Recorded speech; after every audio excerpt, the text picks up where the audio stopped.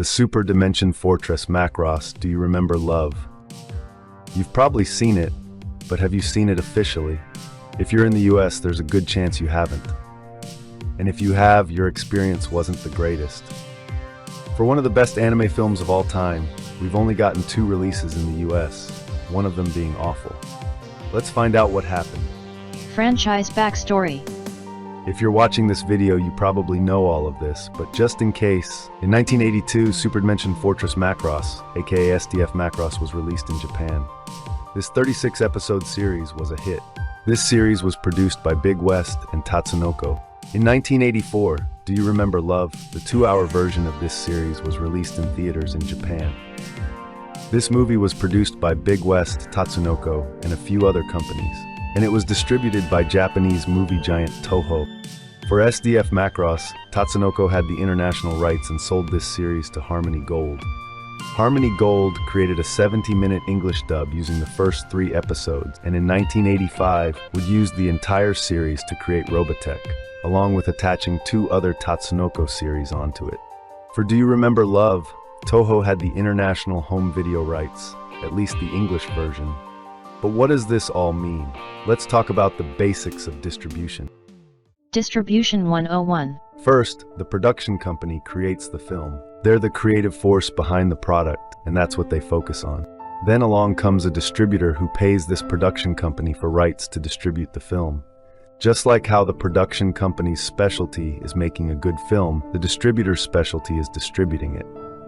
Things like knowing how to book it in theaters and giving it the best marketing to the best audience. On top of that, if the distributor is local to one country, they may sub-license these rights to another company in a particular country.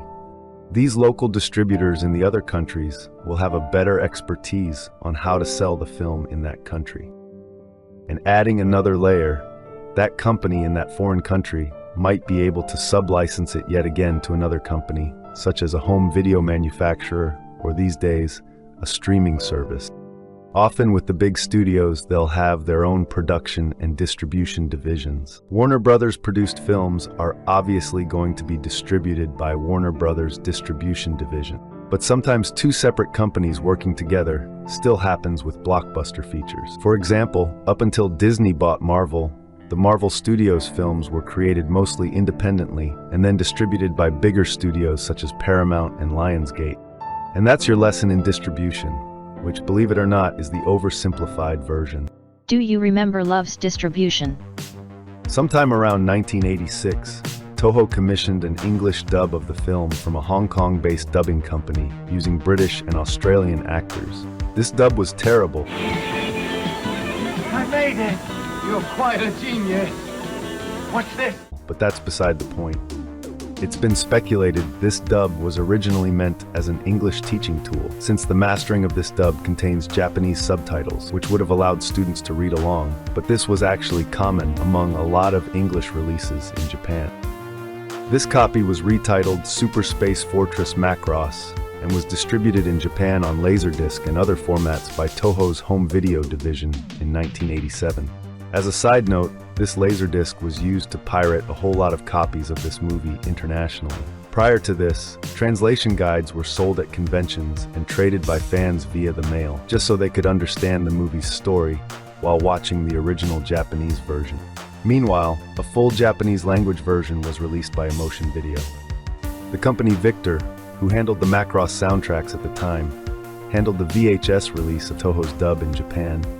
But Toho had these rights to at least the English version, so how were they going to sell it internationally? Well, they sold it to a company called American National Enterprises.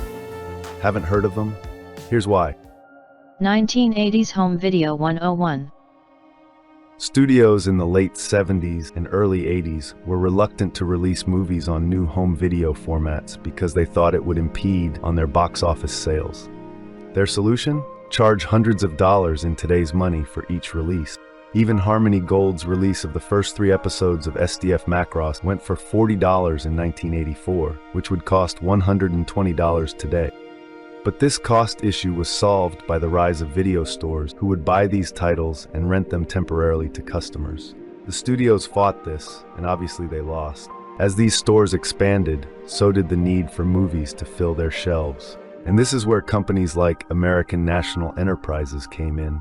Being a smaller distributor, they owned a library which included documentaries, low-budget sci-fi, Asian martial arts films, and they expanded into anime by buying titles from Toho. Having been around since the 1970s, quickly after acquiring Do You Remember Love, American National Enterprises got purchased by another company. This happened quite a bit with these smaller distributors. A Trail of Distributors. Peregrine, another small distribution company, purchased American National Enterprises. Typically, when this happens, all of the content owned by the first company gets transferred over to the next one. Peregrine needed to get this movie that they paid for out there. In fact, they made a nice, pretty catalog in 1986, and they retitled the film just Clash of the Bionoids, listing it along with some other anime they acquired from other companies. This catalog was aimed at home video distributors and TV stations. It's not clear if they had the rights to exhibit this film in theaters, but they licensed the home video rights to Celebrity Home Entertainment. Celebrity Home Entertainment was owned by Noel C. Bloom, who previously founded Family Home Entertainment in 1980. Family Home Entertainment actually distributed select episodes of Robotech to video stores in 1985. Did this guy know about Robotech, thus causing him to decide to pick up this film? Maybe. Celebrity Home Video had a spin-off company just for kids. They had titles like G.I. Joe the Movie and Bravestar. So if the movie was bought for its Robotechness, it would have fit right in. At some point, either Peregrine or Celebrity added Macross to the title, making the final title Macross in Clash of the Bionoids. This tape was released in March 1988, and it was terrible. This tape sucks. So the release we finally got was awful for a few reasons. Already mentioned was how bad the dub was. That's a given.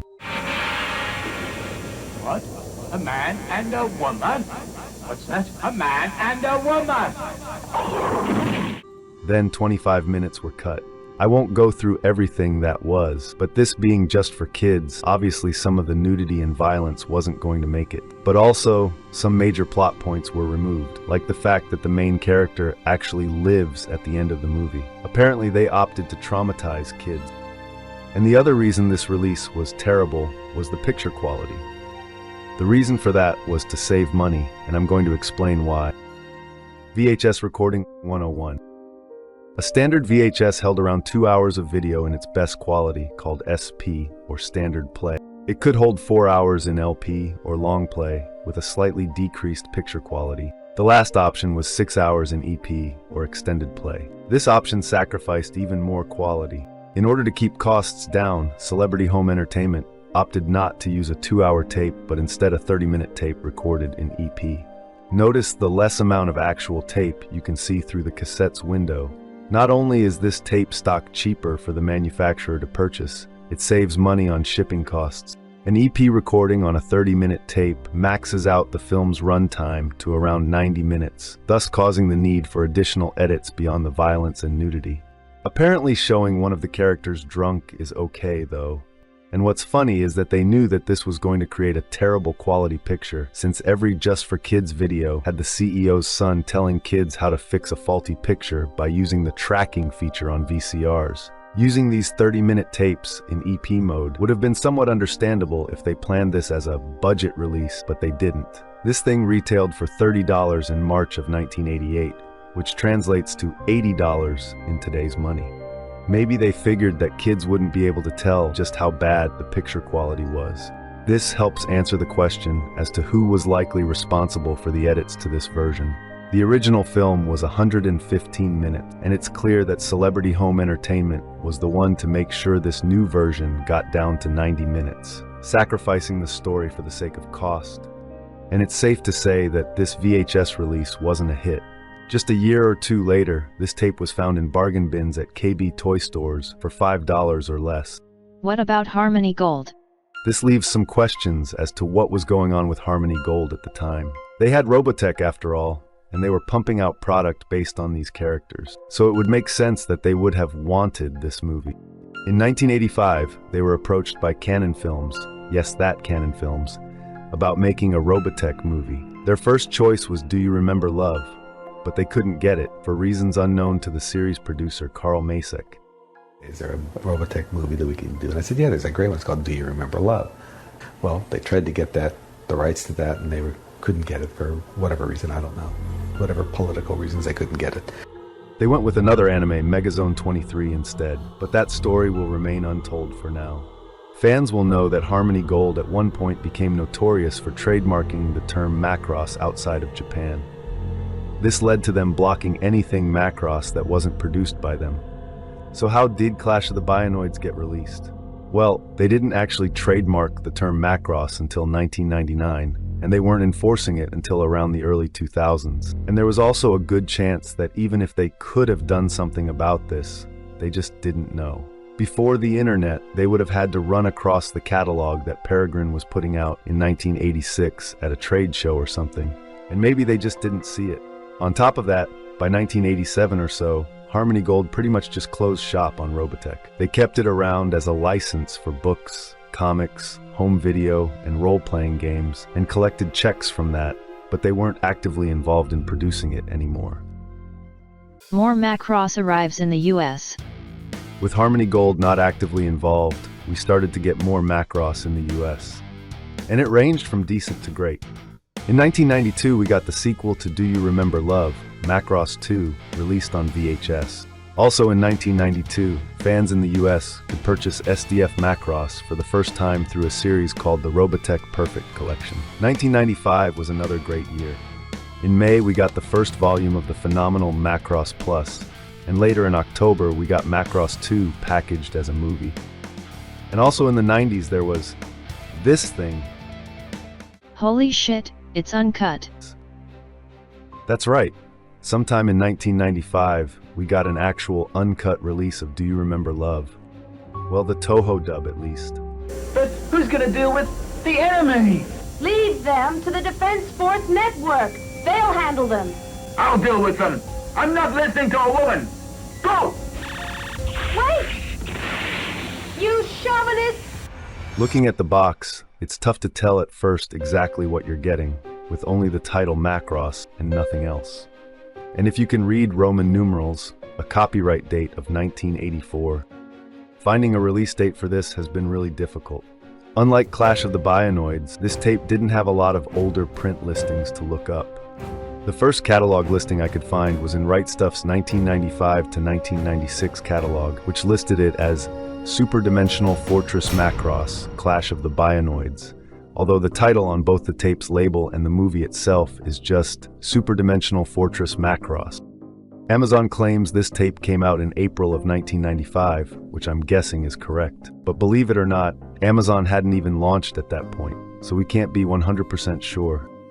The companies listed are now Century Media Group, another independent film distributor, which bought Peregrine's library sometime in the early 90s. And the manufacturer this time is Best Film and Video Corp. But the best part is that we're finally getting this on a proper 2-hour tape recorded in SP quality.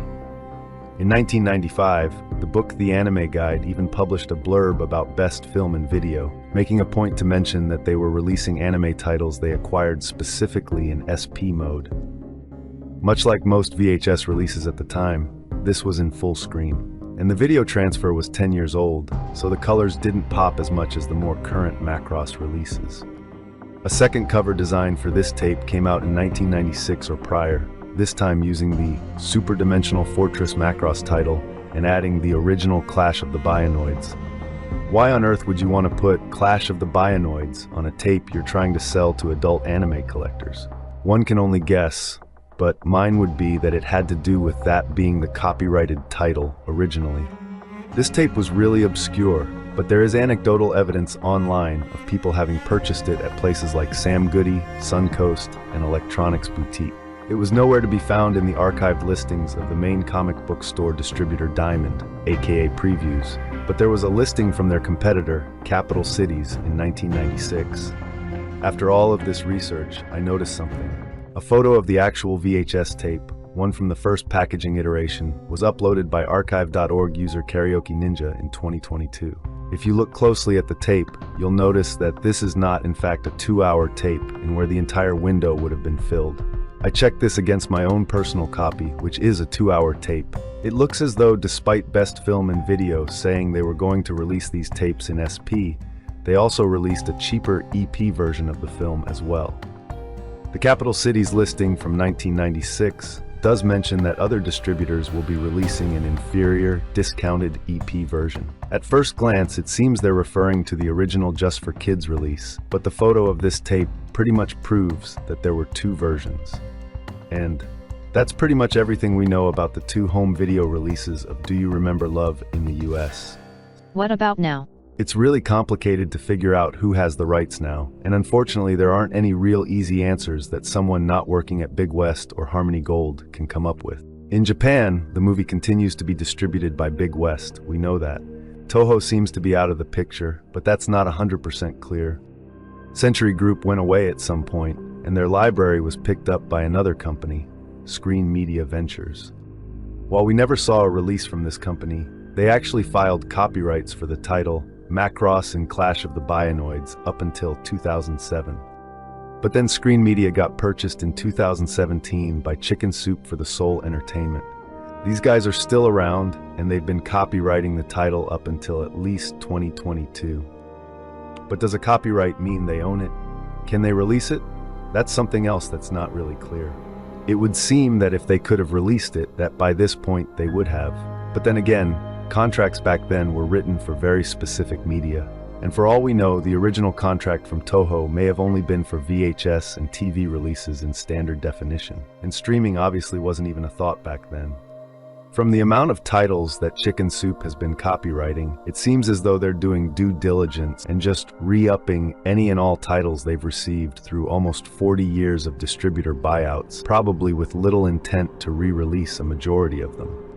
But circling back to Harmony Gold and Big West, in 2022, they did come to an agreement that will allow Big West to release the Macross sequels worldwide, everything we never got to see officially. And these sequels are coming to Disney's streaming services, if you can believe it, but only titles from 1987 on, so they won't include Do You Remember Love worldwide. Simply put, we don't know what's in the agreement between these two companies regarding the movie. When asked at conventions, Harmony Gold says a release of Do You Remember Love is complicated with a lot of moving parts behind the scenes. There's a lot to speculate about, but at the end of the day, it's all just that, speculation. Odds and ends. So with that, I did want to take a look at some odds and ends of Do You Remember Love in the US. Did you know that Clash of the Bionoids aired on US television? There were a handful of airings from 1989 to 1997 on local TV stations all around the country, and the latest airing I could find was a single run on Showtime 2 in 2004. So who distributed these airings? Probably Peregrine and then Century Media, but even then, they may have gone through yet another syndication distributor. One interesting thing is the actual titles put at the top of the movie. The original Japanese language release translates to The Super Dimension Fortress Macross, Do You Remember Love? As mentioned earlier, the Toho English version is titled Super Space Fortress Macross, which also ended up being used as the title of a Japanese-only video game. Clash of the Bionoids understandably says Macross in Clash of the Bionoids, and the 90s release says Super Dimension All Fortress Macross. The original Japanese, the Toho dub, and the 90s tape all say copyright Big West, while Clash of the Bionoids says copyright Toho. This has made people wonder if the 90s tape was licensed from Big West and not Toho. But, since the rights from the original Clash of the Bionoids release were transferred from Peregrine to Century Group, it's more than likely it was a mistake on Peregrine's part when they put Toho as the copyright holder. Remember, these companies were small and probably didn't have the largest legal teams to vet what would be one of hundreds of their releases. Do you notice something about the main ship, the Macross, on the cover art for these versions? Macross fans will quickly be able to tell you this is in fact the TV series ship and not the one in the movie. This artwork can be found on the original Toho Laserdisc as well. Why did they do this? Most likely it was just a mix-up. To the casual observer, it's not the easiest to distinguish. In fact, at one point in the 90s, a Harmony Gold Robotech Laserdisc used promotional artwork from the movie and not the TV series. These sort of things just happen. When you work in TV and film distribution, you've got hundreds if not thousands of titles to sift through. And unless you're a huge fan of one of these particular titles, things like this will fly under the radar. So, in another odd twist, Harmony Gold actually got the license to create products based on Do You Remember Love in the early 2000s. At this point, they were actively working on the Robotech franchise again. According to them, this was because Tatsunoko, who licensed them the TV series, also had the international product license for Do You Remember Love. Just products, however, not the movie itself. Ironically, during their period of dormancy in the 90s, a number of licensed Robotech comics and even a potential video game had Do You Remember Love designs. They were not supposed to be doing that. One thing worth mentioning is that in 2008, there was a fan dub made of Do You Remember Love. Most notably, this stars well-known voice actress Christina V as Minmay, one of the main female leads. The producers of this will be the first to admit that it's not perfect, but if you can find it, it's definitely worth checking out for the effort that went into making it alone. When the main enemy aliens speak in the beginning of the film, they speak in an alien language in the Japanese version, and Japanese subtitles are used. These subtitles are burned in to the picture and haven't been able to be removed for subsequent releases. Apparently, the US releases used an old master which didn't have these burned-in subtitles, since in the Toho dub they speak English. The rumor is that this is one of the only masters not to have these burned-in subtitles, and the original film transfers without them have been lost. The beer can. As an in-joke from the animators, in the original Do You Remember Love, there are about 10 frames of a Budweiser can appearing as a missile being fired. This was actually edited from the Clash of the Bionoids cut and replaced with an earlier shot while it remained on the unedited 1995 version. This was before editing could be done on computers. It was essentially done on 2 tape recorders, and covering up 10 frames like this is a really impressive feat of editing for the time. And finally, What the hell is a Bionoid?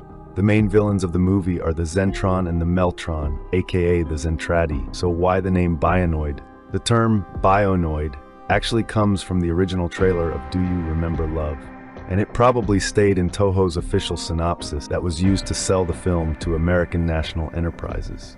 It's not known if the Clash of the Bionoids title was coined by either American National Enterprises or Peregrine. Regardless, a title like Do You Remember Love probably wouldn't have fit the audience they were going after. While there were a few animated titles aimed at adults at the time, a majority were still aimed at children. A VHS release like this would have been targeted to boys ages 6 to 10, and a title like Do You Remember Love would not have appealed to that demographic. That title itself may have also been under copyright at the time. There was a TV movie titled Do You Remember Love produced in 1985 starring Joanne Woodward, but who knows?